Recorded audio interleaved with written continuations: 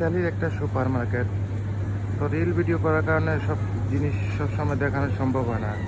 ওদের দেখেন কত ধরনের মাংসের আইটেমগুলো আছে, শুধু মাংস এইগুলা, কত যে আইটেম মাংস শুধু।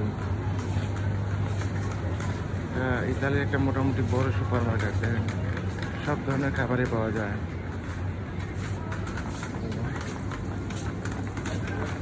বিশেষ করে এই যে খাবারগুলো দেখেন মাংসের আইটেম, এগুলো সব প্রায় রান্না করা, শুধু ভাজতে হবে বাসায় নিয়ে, আর কিছু না। সব রেডি করে আছে মোটামুটি, শুধু বাসায় নিয়ে ভাজবে, আর কিছু না।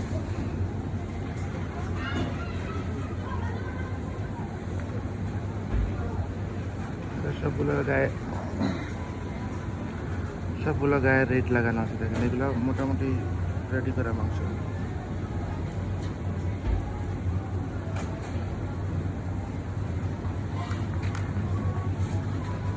ইতালিয়ানদের বেশিরভাগ এই মাংসগুলো খায়, শুয়োরের মাংস, এগুলো ওদের প্রধান খাবার।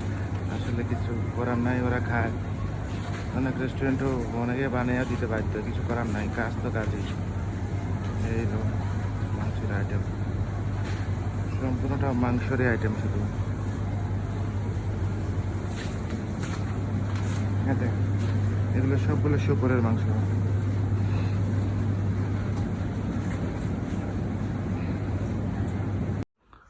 এটা দেখেন একটা ইতালি সবজি ক্ষেত। এইসব ক্ষেতেই কাজ করার জন্য হাজার হাজার লোক আসে বাংলাদেশ, ইন্ডিয়া, পাকিস্তান থেকে। এখন মাত্র ঠান্ডার দিন শেষ হয়েছে, তো গরমের দিন শুরু হইতেছে, মানে শুরু করছে চাষাবাদ। এগুলোতে বাংলাদেশি সবজি, ইতালিয়ান পেঁয়াজ, মরিচ, এগুলো সব লাগানো হইব আর কি। এগুলোতে অনেক লাভ যারা এগুলো চাষ করে। শুধু এই কাজের জন্যই বাংলাদেশ থেকে হাজার হাজার লোক আনে ইতালিয়ান সরকার প্রত্যেক বছর, এই যে খেতে কাজ করার জন্য।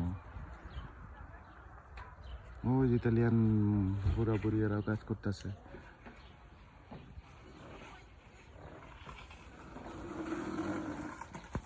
ইতালির প্রায় শহরে স্বাস্থ্য ঠিক রাখার জন্য এই ধরনের জগিং মেশিন পার্কের মধ্যে লাগানো থাকে। দেখেন অনেকগুলো জগিং মেশিন লাগানো আছে, এগুলো সব শুধু এক্সারসাইজ করার, স্বাস্থ্য ঠিক রাখার জন্য। ওরা স্বাস্থ্য ঠিক রাখার জন্য কত কিছু ভাবে। দেখেন একটা পরিষ্কার করার মেশিন কিভাবে পরিষ্কার করতেছে শহরটারে, কি সুন্দর ওদের টেকনিক। দেখেন এই যে গাড়ি আছে ময়লা নিব, এইবার রাস্তাঘাট পরিষ্কার করতেছে। দেখেন একটা স্কুলের স্যার ম্যাডামরা বাচ্চাদের নিয়ে বাইরেছে রাস্তা কিভাবে চলাফেরা করতে হয়। ইউরোপের আসলে সিস্টেমটাই অন্য ধরনের। এখন বাচ্চারা স্কুলে গিয়েও শান্তি নাই, ওইখানে গিয়েও খেলাধুলার মধ্যেই আছে,